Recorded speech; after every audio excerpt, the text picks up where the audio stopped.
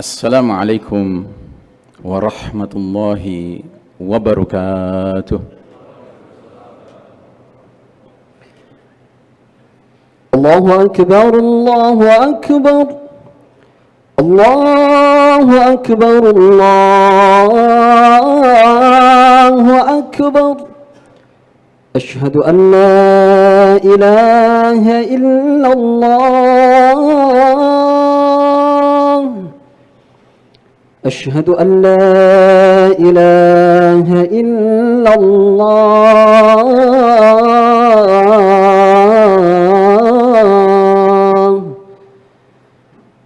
Asyhadu anna Muhammadar Rasulullah.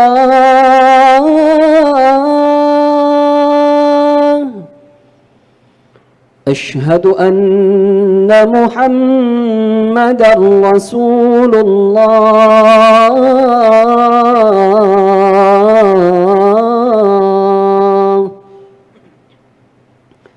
حي على الصلاة،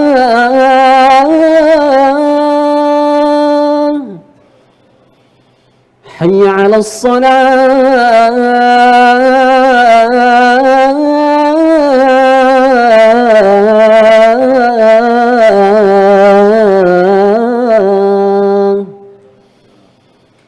حي على الفلاح،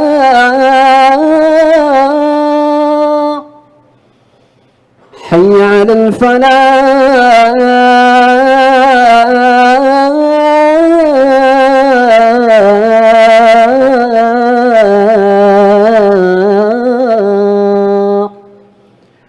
الله أكبر، الله أكبر. لا إله إلا الله.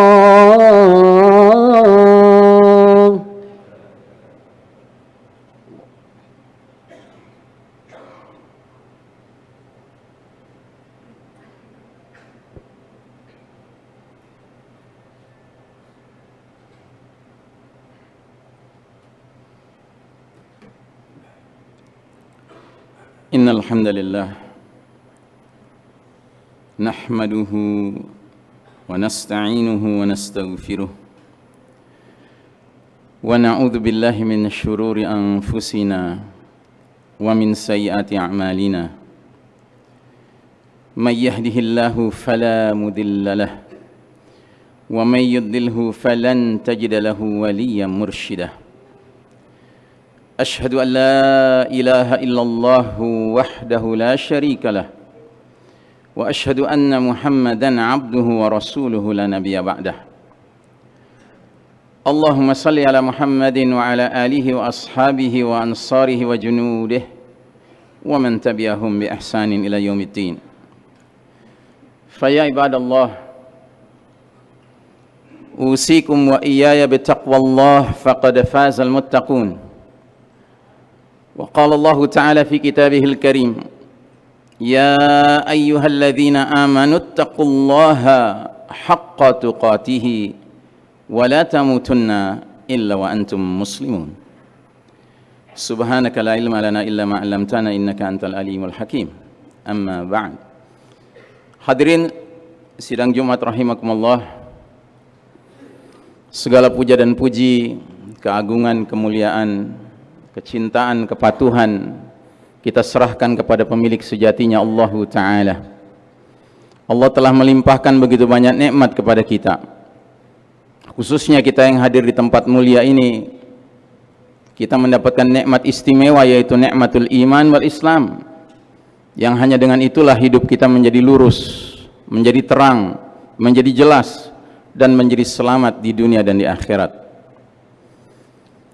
Salawat salam sejahtera kita doakan senantiasa tercurah kepada manusia pilihan teladan kita bersama, Imamul Muttaqin, pemimpin orang-orang bertakwa, sekaligus Qaidul Mujahidin, panglima para mujahid yang sejati, Nabiullah Muhammad sallallahu alaihi wasallam, keluarganya, sahabatnya, para pengikutnya yang setia hingga akhir zaman, dan semoga kita termasuk umat beliau yang berhak menerima syafaatul uzmah beliau di hari berbangkit nanti. Amin ya rabbal alamin. Jamaah rahimakumullah, dalam surat Al-Hujurat ayat ke-13 Allah Ta'ala berfirman, ba'da a'udzubillahi minasyaitonir rajim, ya ayyuhan nasu inna khalaqnakum min dzakarin wa untha wa ja'alnakum syu'uban wa qabaila lita'arafu inna akramakum indallahi atqakum innallaha alimun khabir. Hai sekalian manusia, sungguh kami telah menciptakan kalian dari seorang laki-laki dan seorang perempuan. Kemudian kami jadikan kalian berbangsa-bangsa dan bersuku-suku agar kalian saling kenal mengenal. Sungguh yang paling mulia di antara kalian di sisi Allah Ta'ala ialah yang paling bertakwa. Sungguh Allah Maha Tahu lagi Maha Teliti pengetahuannya. Melalui ayat ini Allah Ta'ala ingin mengingatkan kita bahwa penciptaan kita sebagai Bani Adam, anak keturunan ayahanda kita Adam dan ibunda Hawa alaihimassalam, kita ini diciptakan dengan latar belakang yang berbeda-beda. Ada yang diciptakan jadi laki-laki, ada yang diciptakan jadi perempuan. Ada yang diciptakan bersuku Jawa, ada yang diciptakan menjadi suku Batak. Ada yang diciptakan menjadi bangsa Indonesia, ada yang diciptakan jadi bangsa Mesir. Kita beraneka ragam. Tetapi Allah Ta'ala kemudian mengingatkan, bukan menjadi lelaki menjadi perempuan mana yang lebih mulia, bukan menjadi Batak menjadi Jawa mana yang lebih mulia, bukan menjadi Indonesia menjadi Mesir mana yang lebih mulia. Tidak. Inna akramakum indallahi atqakum. Sesungguhnya orang yang paling mulia di antara kalian adalah yang paling bertakwa. Karenanya di dalam surat Maryam Allah Ta'ala berfirman, wa in minkum illa wariduha kana ala rabbika hatman maqdiya thumma nunajjil ladzina taqaw wa nadharu adh-dhalimina fiha jithiya. Dan tidak ada seorang pun di antara kalian yang tidak mendatangi neraka. Hal itu bagi Rabbmu adalah perkara ketentuan yang sudah ditetapkan. Kemudian kami akan menyelamatkan orang-orang yang bertakwa dan membiarkan orang-orang yang zalim di dalam neraka dalam keadaan berlutut. Jadi jamaah sekalian rahimakumullah, takwa ini bukan saja perkara mulia tidaknya seseorang di mata Allah Ta'ala, tetapi takwa inilah penyelamat seseorang dari dahsyatnya murka Allah Ta'ala dan api neraka Allah Ta'ala. Karenanya setiap hari Jumat, khatib yang berkhutbah Jumat tidak sah khutbahnya bila tidak ada nasihat untuk bertakwa kepada jamaah. Sebab takwa ini kunci kemuliaan dan kunci keselamatan.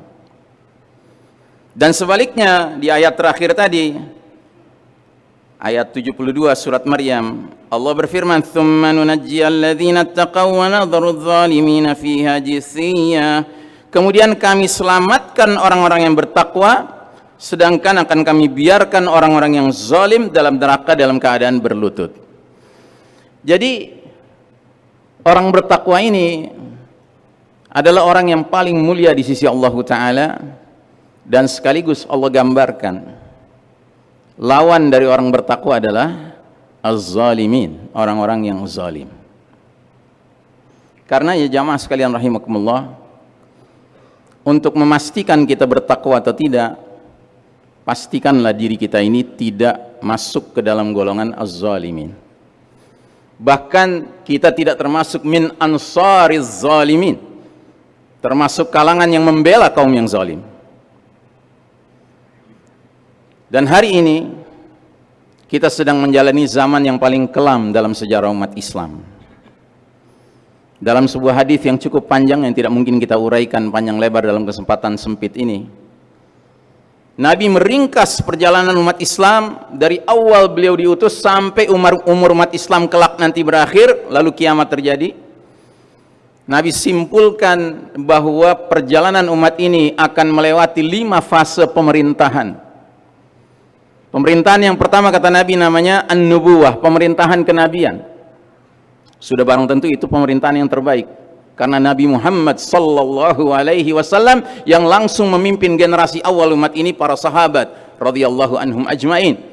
Kemudian setelah itu kata Nabi datang pemerintahan khilafatun ala minhajin nubuwah, kekhalifahan yang mengikuti manhaj kenabian dalam hal memimpin. Dan itu pemerintahan terbaik kedua setelah Nabi wafat, yaitu pemerintahan para khulafaur rasyidin, para khalifah-khalifah yang terbimbing oleh Allah Ta'ala, Abu Bakar, Umar, Utsman, Ali dan Hasan ibn Ali radhiyallahu anhum ajmain. Sudah berlalu. Lalu kata Nabi datang pemerintahan mulkan adhan, raja-raja menggigit. Inilah pemerintahan yang betapapun disebut raja-raja, tapi di hadis yang lain Nabi mengatakan pemerintahan tersebut masih mendatangkan curahan rahmat Allah Ta'ala. Kenapa? Karena mereka merupakan raja-raja yang menggigit Quran dan Sunnah.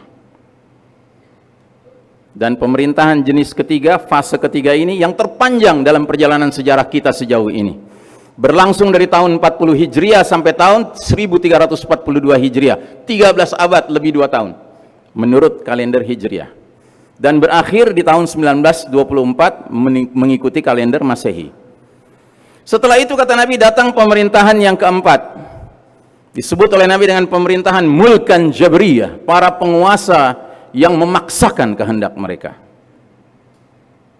Dan ini adalah pemerintahan yang paling kelam dalam sejarah umat Islam. Tidak ada pemerintahan lebih kelam dari pemerintahan mulkan jabriyah. Namanya saja mulkan jabriyah, para penguasa yang doyan memaksakan kehendak mereka.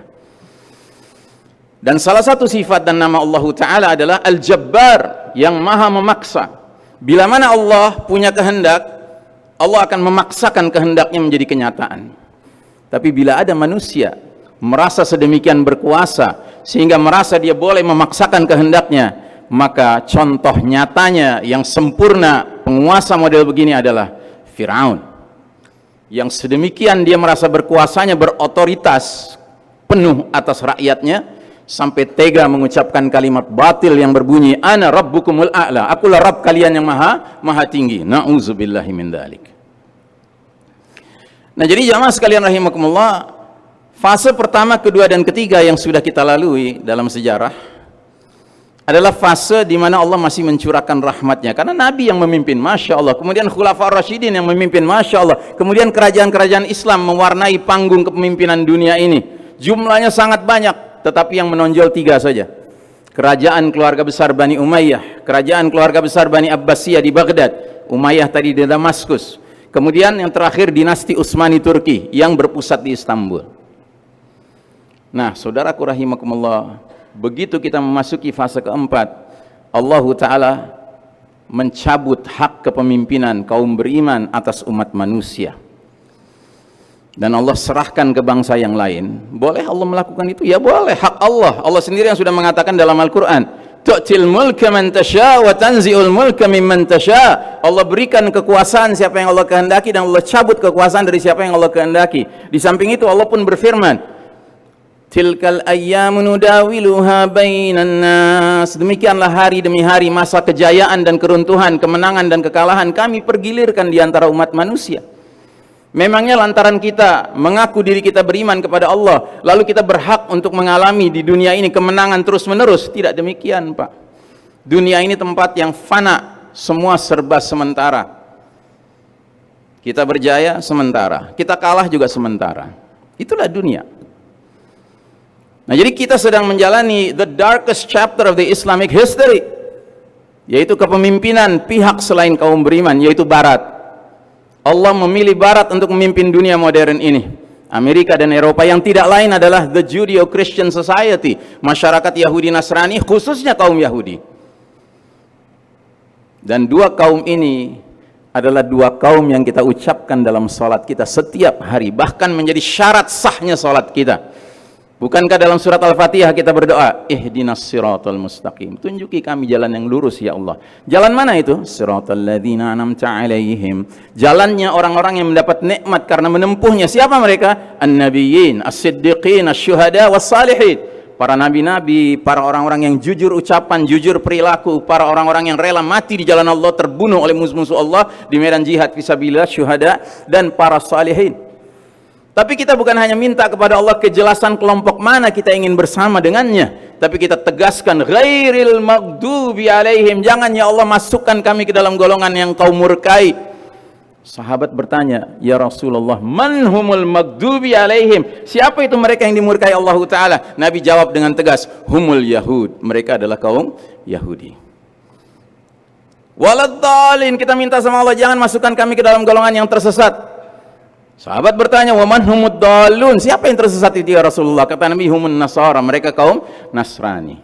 Dan hari ini dunia sedang dipimpin mereka, Pak, khususnya Yahudi.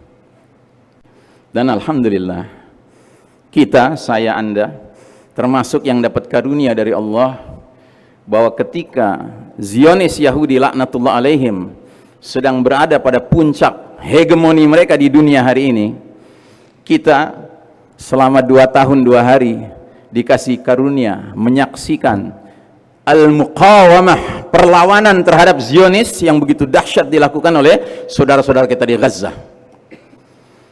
Masya Allah. Dan peristiwa 2 tahun 2 hari itu yang disebut dengan Ma'rakah Tufanul Aqsa, perang Badai Al-Aqsa, telah membuka mata dunia sehingga masyarakat barat pada umumnya yang selama ini bila berbicara tentang konflik di Timur Tengah selalu berpihak kepada Israel Zionis dan selalu menganggap bangsa Palestina sebagai kaum teroris, apalagi para pejuangnya, sudah berbalik. Kecuali siapa? Para penguasanya. Rakyat pada umum sudah berpihak ke Palestina. Dan kenapa para penguasanya masih demikian? Karena Nabi mengatakan ini fase paling kelam dalam sejarah umat Islam. Ini fase di mana para pemimpin umumnya adalah mulkan jabariyah. Dan saudaraku rahimakumullah, kezaliman yang ditampilkan oleh musuh ini dahsyat sekali. Tidak mungkin kita bisa melawan kezaliman itu kecuali dengan apa? At-taqwa, ketakwaan. Ketakwaan yang sesungguhnya itulah yang bisa menyingkirkan kezaliman. Dan cilakanya kita harus menyaksikan pula selanjutnya sebuah peristiwa. Katakanlah Gaza itu jauh dari kita, tapi ada peristiwa yang dekat yang terjadi sekarang, yaitu saudara-saudara kita diuji Allah dengan penderitaan berupa bencana yang sebagian orang yang berilmu tidak mau menyebutnya bencana alam, tetapi menyebutnya bencana ekologi, bencana lantaran terjadinya kerusakan alam. Dan kemudian kita harus menjadi saksi bagaimana saudara-saudara kita yang menderita itu belum terbantukan. Giliran ada yang mau membantu dari luar negeri ini, yang menghalangi siapa? Kita jadi teringat bagaimana saudara-saudara kita di Gaza ingin dibantu dari luar, udah dikirim bantuannya, dihalangi menjelang masuknya oleh siapa? Oleh pemerintah Zionis. Aqulu qawli hadza fastaghfirullah li wa lakum innallaha huwal ghafurur rahim.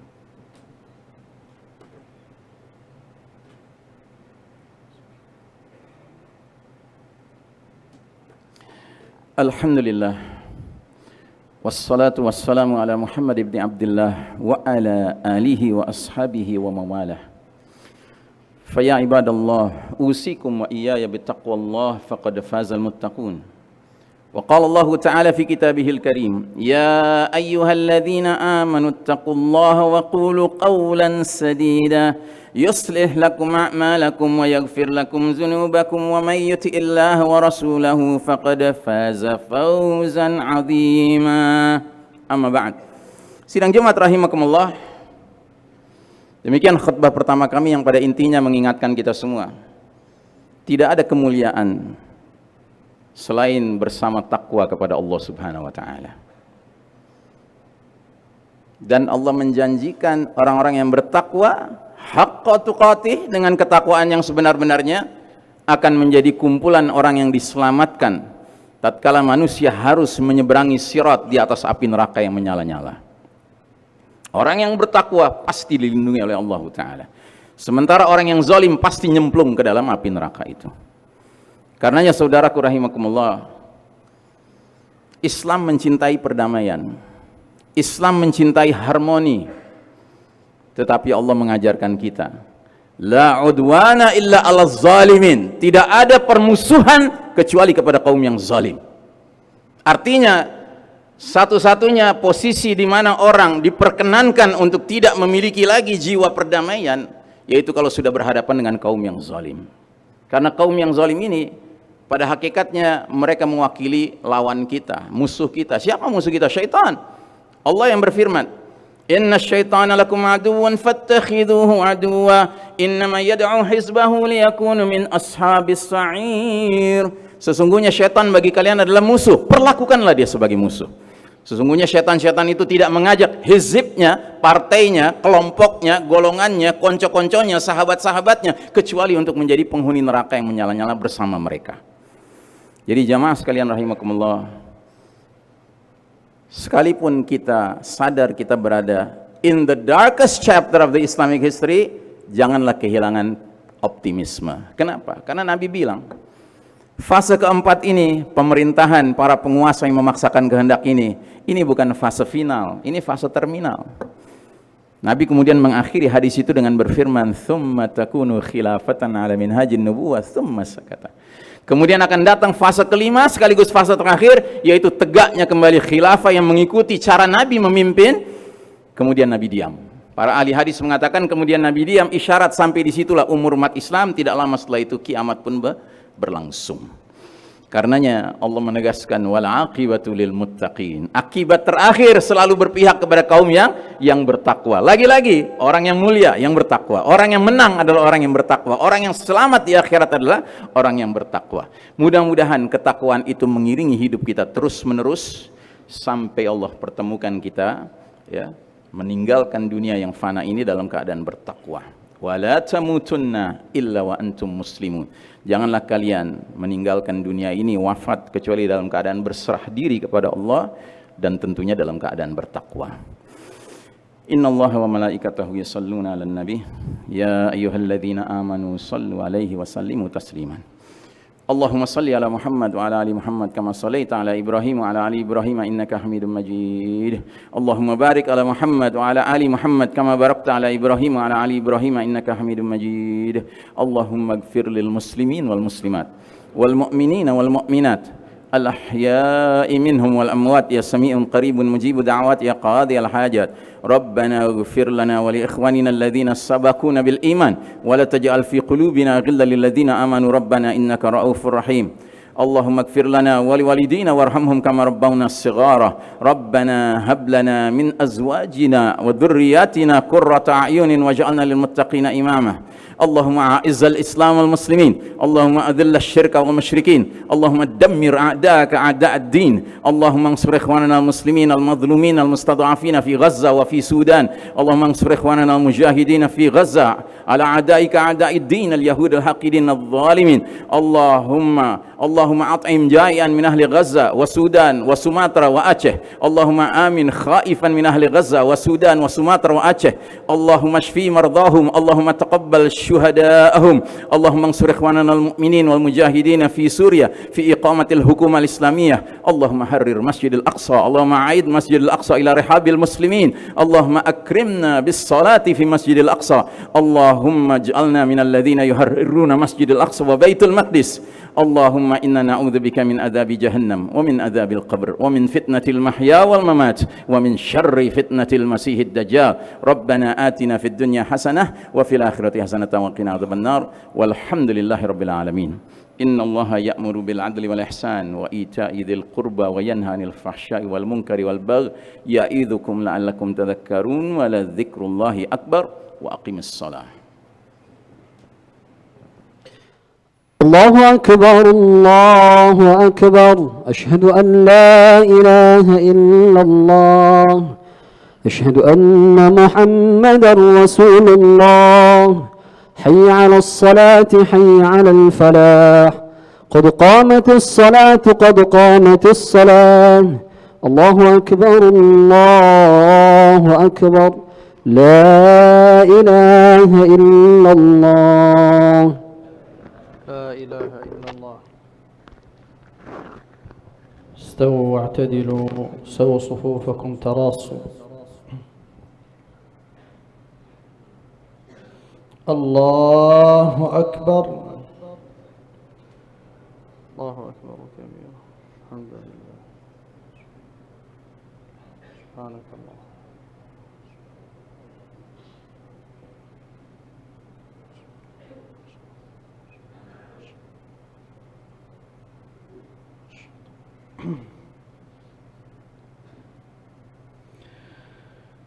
بسم الله الرحمن الرحيم. الحمد لله رب العالمين الرحمن الرحيم مالك يوم الدين إياك نعبد وإياك نستعين اهدنا الصراط المستقيم صراط الذين أنعمت عليهم غير المغضوب عليهم ولا الضالين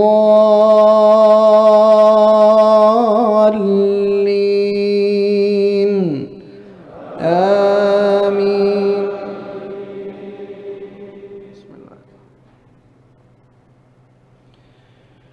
ولا تحسبن الله غافلا عما يعمل الظالمون إنما يؤخرهم ليوم تشخص فيه الأبصار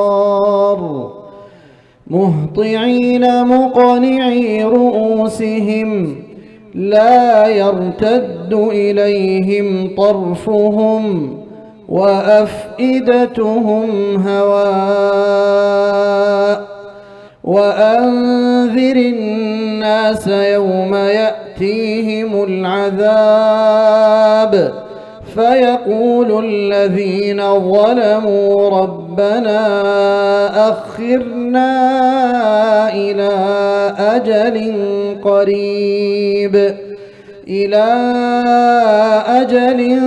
قريب نجب دعوتك ونتبع الرسل أولم تكونوا أقسمتم من قبل ما لكم من زوال وسكنتم في مساكن الذين ظلموا أنفسهم وتبين لكم كيف فعلنا بهم وضربنا لكم الأمثال وقد مكروا مكرهم وعند الله مكرهم وإن كان مكرهم لتزول منه الجبال فلا تحسبن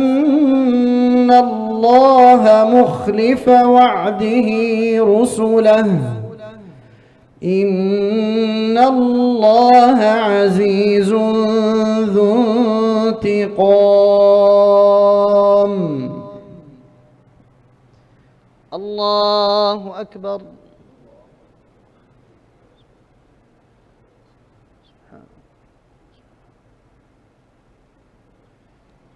سمع الله لمن حمده.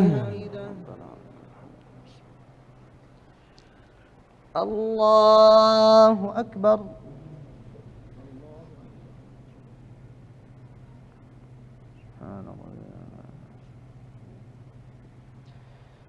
الله أكبر.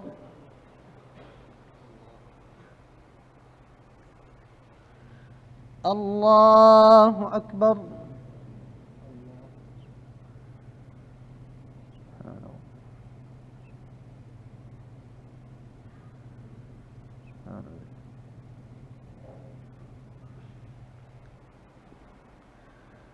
الله أكبر.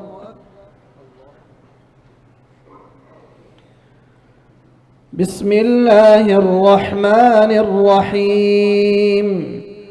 الحمد لله رب العالمين الرحمن الرحيم مالك يوم الدين إياك نعبد وإياك نستعين اهدنا الصراط المستقيم صراط الذين أنعمت عليهم غير المغضوب عليهم ولا الضالين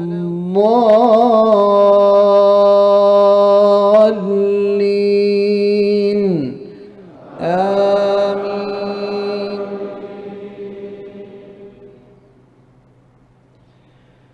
يوم تبدل الأرض غير الأرض والسماوات وبرزوا لله الواحد القهار وترى المجرمين يومئذ مقرنين في الأصفاد سرابيلهم من قطران وتغشى وجوههم النار ليجزي الله كل نفس ما كسبت إن الله سريع الحساب. هذا بلاغ للناس ولينذروا به وليعلموا أنما هو إله واحد وليذكر أولو الألباب.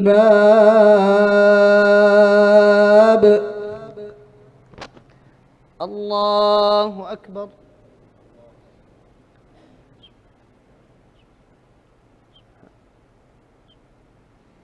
سمع الله لمن حمده. الله أكبر.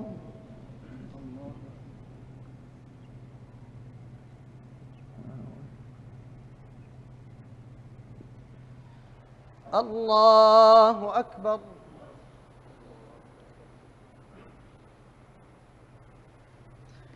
الله أكبر.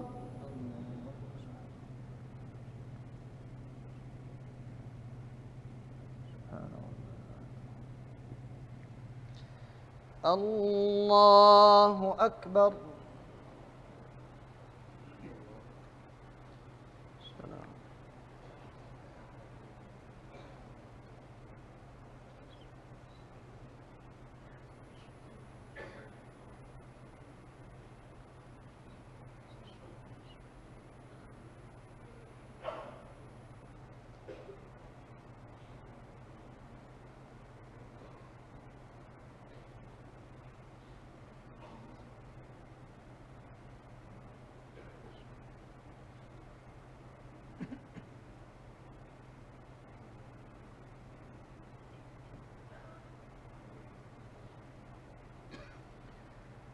السلام عليكم ورحمة الله. السلام عليكم ورحمة الله. الحمد لله رب العالمين. استغفر الله العظيم. استغفر الله العظيم. استغفر الله العظيم الذي لا إله إلا هو الحي القيوم وأتوب إليه من جميع المعاصي والذنوب ولا حول ولا قوة إلا بالله العلي العظيم.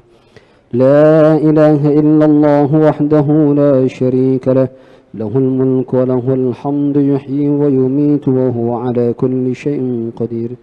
لا إله إلا الله وحده لا شريك له له الملك وله الحمد يحيي ويميت وهو على كل شيء قدير.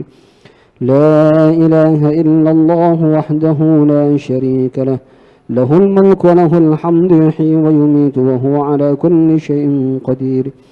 اللهم أجرنا من النار، اللهم أجرنا من النار، اللهم أجرنا من النار سالمين. اللهم أنت السلام ومنك السلام وإليك يعود السلام، فحينا ربنا بالسلام وأدخلنا الجنة دار السلام. تباركت ربنا وتعاليت يا ذا الجلال والإكرام. الفاتحة.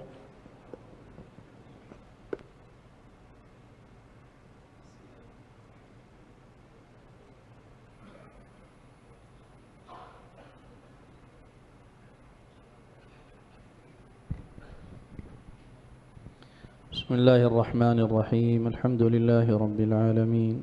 يا ربنا لك الحمد ولك الشكر كما ينبغي لجلال وجهك الكريم ولعظيم سلطانك. اللهم صل وسلم وبارك على سيدنا محمد في الأولين والآخرين، وصل على سيدنا محمد في كل وقت وحين، وصل على سيدنا محمد في الملأ الأعلى إلى يوم الدين. اللهم اغفر لنا ذنوبنا وكفر عنا سيئاتنا، واغفر لنا خطيئاتنا وجهلنا وإسرافنا في أمرنا.